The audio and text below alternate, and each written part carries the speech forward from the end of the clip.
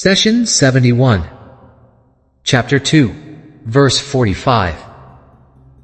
And seek help through patience and prayer, and indeed it is difficult except for the humble. Chapter 2, verse 45. In the previous verse, Allah stressed to the children of Israel and to all believers that faith has to be equally expressed in actions and words. He also reminded them to practice what they preached and follow Prophet Muhammad. In this verse, God is giving us the tools to properly perform this task. And seek help through patience and prayer reflects that difficulties and hardship will occur. Things will not be easy for those who follow the new message. Patience helps us tolerate tough times. The children of Israel were used to exchanging God's signs for the small price of worldly enjoyments, and they were accustomed to usury and other means of unlawful earnings. Thus, returning to the right path and letting go of these bad habits would not be easy. They need help through patience.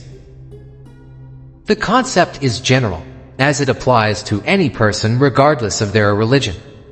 Anyone who wants to return to the true fold of Islam needs to seek help through patience in order to break away from old habits and adhere to religious obligations. He or she will have to face the strong urges to go back to comfortable prohibitions. Some scholars said that patience in this verse refers to fasting. According to their interpretations, God is asking His servants to starve themselves and tolerate the pain of hunger. However, when you consider the phrase at the end of the verse that says, "It is difficult except for the humble," you realize that God is referring to something different. The hardships of faith lie in expelling all pride from the heart. When you stand before the Lord in prayer, you have to express devotion, humbleness, and submission. It was pride that prevented many Israelites from believing in a religion that was not revealed upon one of their leaders and rabbis. And seek help through patience and prayer highlights two elements that we can use for help during tough times: patience and prayer. The next part states, "It is difficult except for the humble." Is the word "it" referring to patience being difficult, or is it referring to prayer? In order to properly study this verse, we have to look at it in the Arabic origin.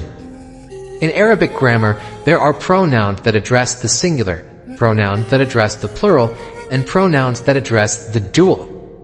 Meaning, when you address two people, you do not use the singular nor the plural, but a special pronoun. For example, the Arabic word for write, katab, is in the singular form. Katabu is used for plural, and kataba is used when referring to two people who wrote. In this verse, patience and prayer is a dual. However, when Allah said, "It is difficult except for the humble," He used the singular pronoun. Does that mean that only one of them is referred to? Is it prayer or patience that is difficult? We answer that when two things are mentioned together, often they are both meant. Let's cite a few examples from the Quran. They swear by God to please you, and God and His Messenger are more worthy to please Him if they were believing. Chapter 9, verse 62. In this verse, please Him is mentioned with the singular pronoun instead of please them, the dual pronoun. This is because both God and the Messenger have one right and represent a single truth. God says in another verse, "Yet they scatter towards trade or entertainment whenever they observe it, and leave you standing there. Say, God's gift is better than any entertainment or trade. God is the best provider." Chapter 62, verse 11. Grammatically, the dual pronoun should have been employed because the verse is talking about two items, trade and entertainment. This is because both trade and amusement are similar to each other, as they occupy a believer from worship and remembrance. Likewise, patience and prayer complement each other, as they represent a cure against lying and self-pride. Initially, both place a burden on the soul, as they interfere with our daily activities. Patience is used to keep you away from the worldly pleasures, and prayer is used to fight arrogance and pride. Patience cannot be complete without prayer, and prayer cannot be mastered without patience. The last part of the verse states, "It is difficult except for the humble." What is meant by humbleness?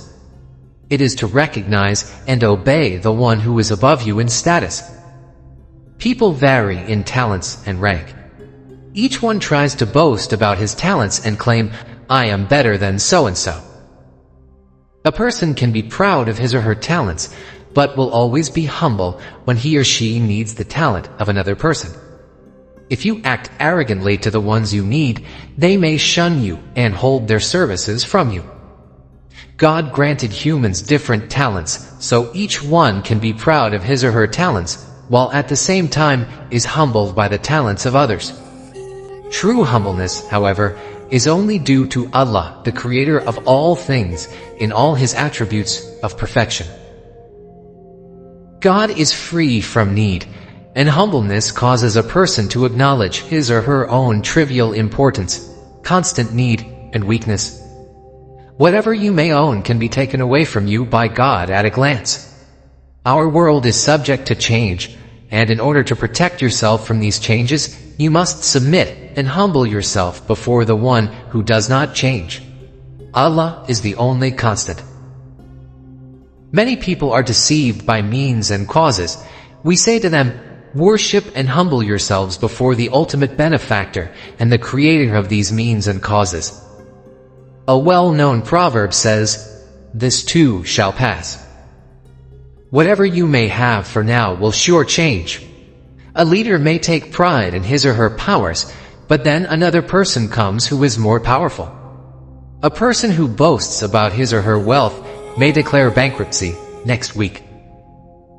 God says, "If you have suffered a blow, they too have suffered one like it." We deal out such days among people in turn, for God to find out who truly believes, for him to choose martyrs from among you. God does not love evildoers. Chapter 3, verse 140.